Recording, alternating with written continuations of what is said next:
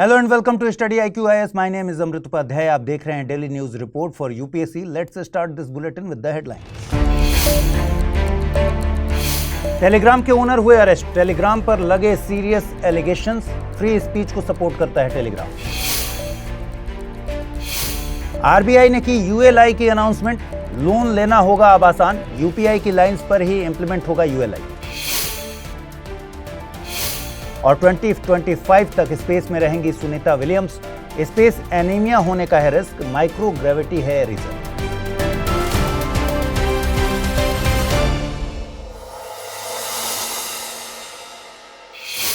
आइए स्टार्ट करें। फ्रांस की पुलिस ने पावेल दुरो को अरेस्ट कर लिया है। रशिया बॉर्न पावेल दुरो टेलीग्राम के फाउंडर एंड सीईओ हैं। फ्रेंच मीडिया के अकॉर्डिंग 2021 से ही वो फ्रांस के सिटीजन हैं। 2014 में रशियन गवर्नमेंट के प्रेशर के चलते उन्होंने रशिया छोड़ दिया था। इस time Durov social media platform VK को भी वहां ओन करते थे। रशियन गवर्नमेंट उस समय चाहती थी कि वो उन कम्युनिटीज को शट डाउन कर दें जो गवर्नमेंट के अगेंस्ट बोलती थी। उन्हें टेलीग्राम के कंटेंट को प्रॉपरली मॉडरेट न करने के लिए अक्यूज किया गया है। Due to this drug trafficking, money laundering, fraud and child pornography जैसे कंटेंट को भी इस प्लेटफॉर्म पर शेयर किया जा रहा है। टेलीग्राम हाई लेवल एन्क्रिप्शन के लिए जाना जाता है। बिकॉज ऑफ दिस एन्क्रिप्शन इस प्लेटफॉर्म पर यूजर्स क्या पोस्ट करते हैं इसकी मॉनिटरिंग बहुत लिमिटेड हो पाती है। टेलीग्राम एक फ्री टू यूज प्लेटफॉर्म है जो अपनी फील्ड की दूसरी ऐप्स जैसे फेसबुक, इंस्टाग्राम, टिकटॉक, वीचैट से compete करता है। इसका टारगेट 1 ईयर में 1 बिलियन एक्टिव मंथली यूजर्स का है। यू शुड नो कि Telegram Russia, Ukraine and former Soviet union की कंट्रीज में बहुत ज़्यादा पॉपुलर है। रशिया एंड यूक्रेन की ऑनगोइंग वॉर में भी इस ऐप का क्रिटिकल इंफॉर्मेशन के लिए काफ़ी यूज़ हो रहा है। कुछ एक्सपर्ट्स ने इस ऐप को वर्चुअल बैटलफील्ड का नाम दिया है।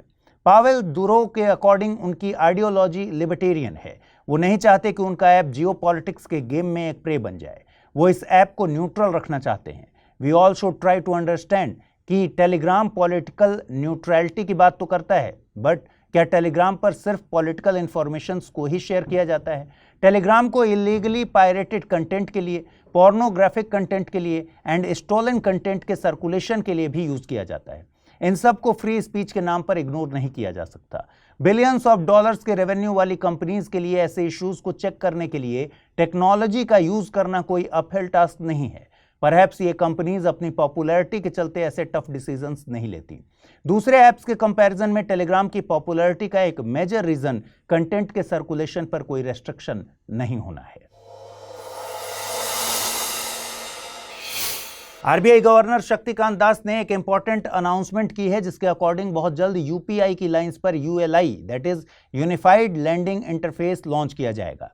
जैसे यूपीआई रिटेल पेमेंट्स के वर्ल्ड में एक रिवॉल्यूशन लेकर आई, वैसे ही यूएलआई के थ्रू लैंडिंग यानी लोन सेक्टर में एक रेडिकल चेंज देखने को मिलेगा। Let's try to understand what is ULI and how it will work. देखिए, डिजिटलाइजेशन में हो रही कॉन्टिन्यूअस प्रोग्रेस ने इंडिया में डिजिटल पब्लिक इंफ्रास्ट्रक्चर के कॉन्सेप्ट को ओरिजिनेट किया। इसके चलते banks, NBFCs and startups financial services में डिजिटलाइजेशन के नए नए मेथड्स अडॉप्ट कर रहे हैं। Banks and other financial institutions के कई वर्क्स में लैंडिंग यानी लोन देना एक मेजर टास्क है।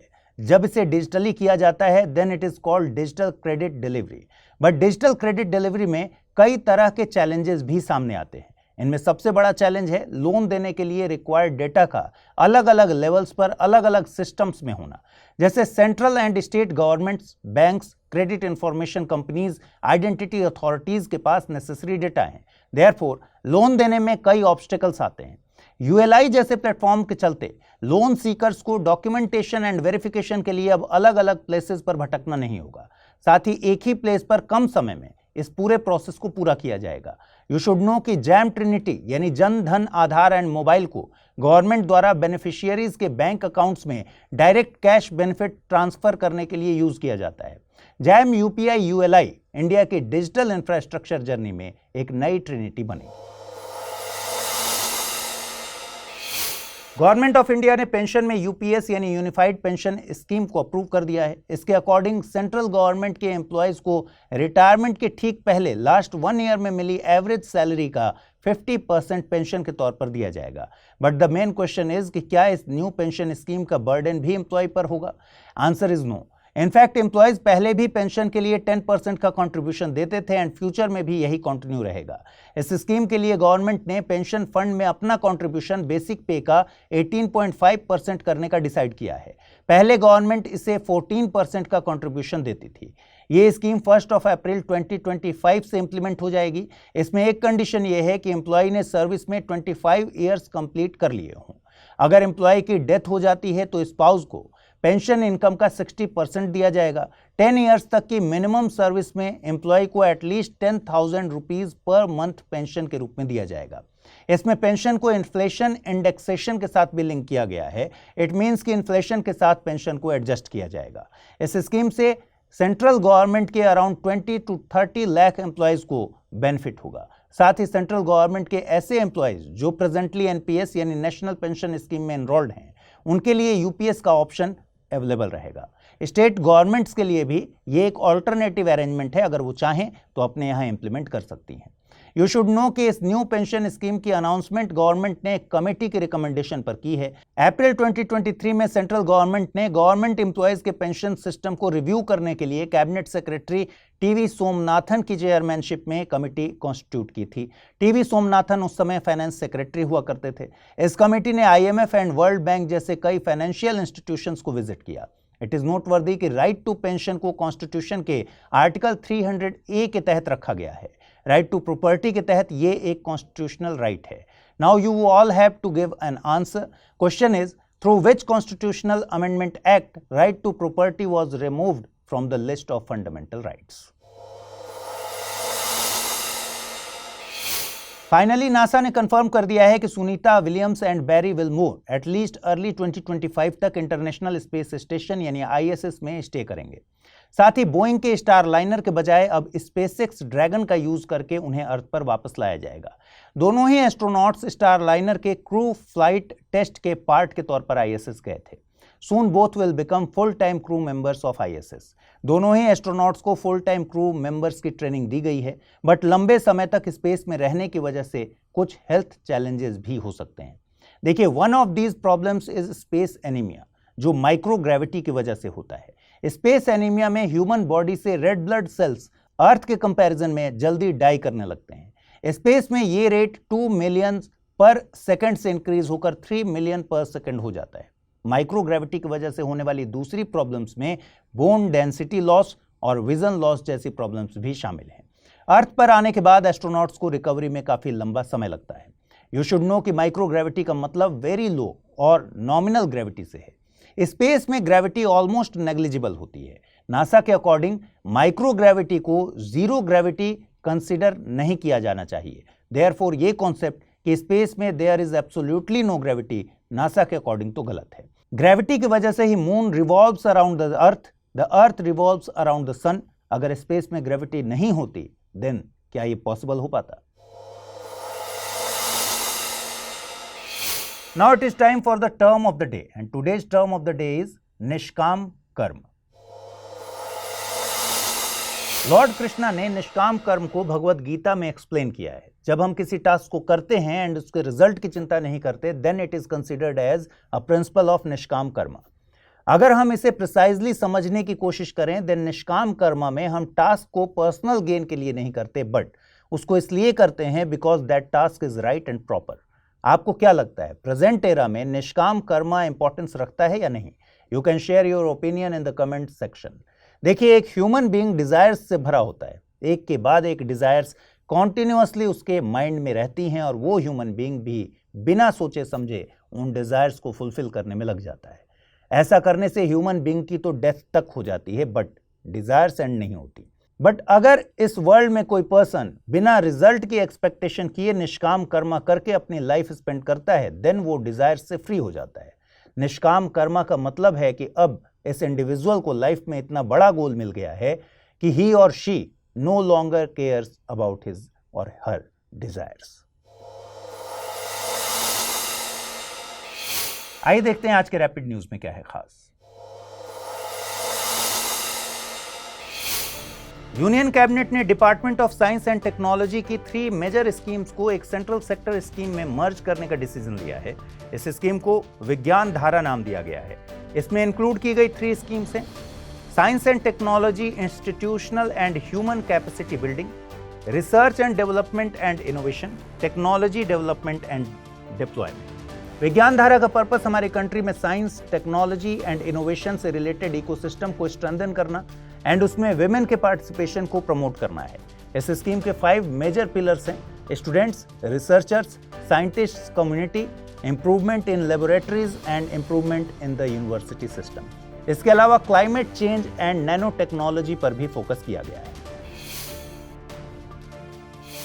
ट्रेड एंड इकोनॉमिक रिलेशंस को फर्दर स्ट्रेंथन करने के एम से इंडिया एंड सिंगापुर के बीच 26 अगस्त को second India Singapore ministerial round table meeting हुई।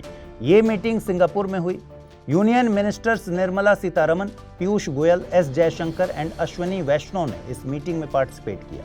सितंबर 2022 में न्यू दिल्ली में स्टार्ट हुई इस राउंड टेबल कॉन्फ्रेंस का एम इंडिया एंड सिंगापुर के म्यूचुअल रिलेशंस को फर्दर इंप्रूव करना है।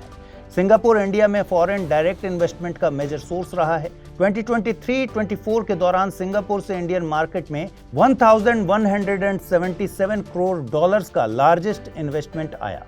वहीं बायलैटरल ट्रेड की फील्ड में सिंगापुर इंडिया का 6th largest global trading partner है।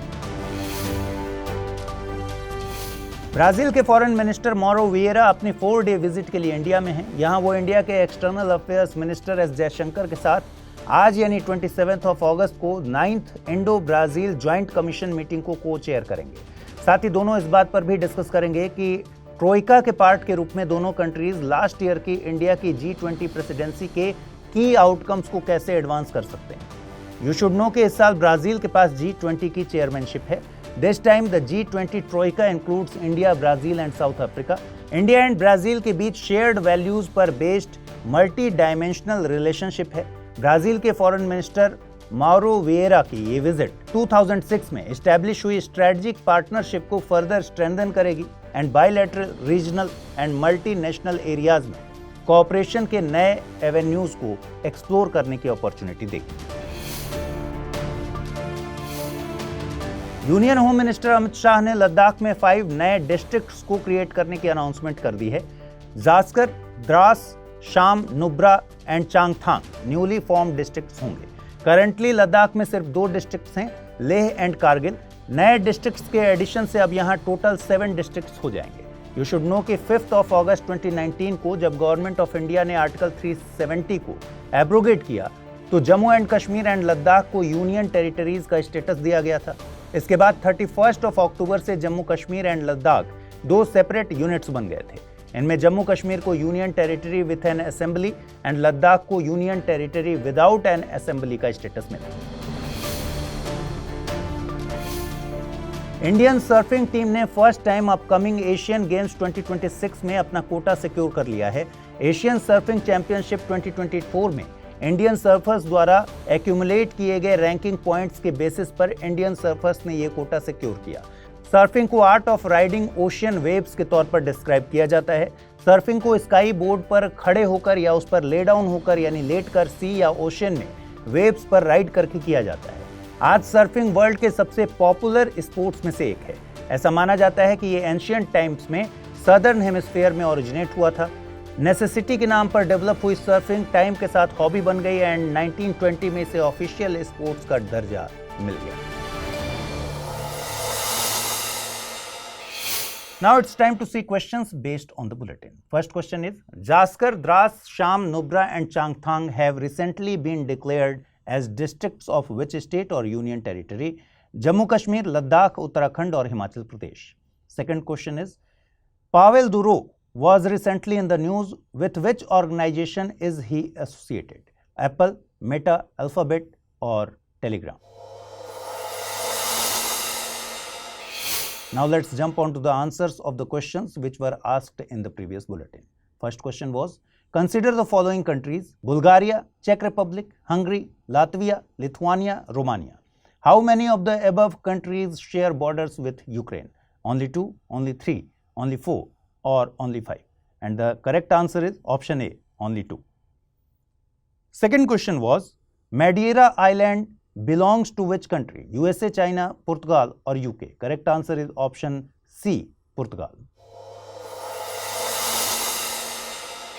तो दोस्तों आज के एपिसोड में बस इतना ही। To get PDF of this bulletin on daily basis join me on Amrit Upadhyay 007 Telegram channel. कल मॉर्निंग 9 AM आपसे फिर से मुलाकात होगी डेली न्यूज रिपोर्ट के नए एपिसोड में। Till then stay tune with Study IQ IAS।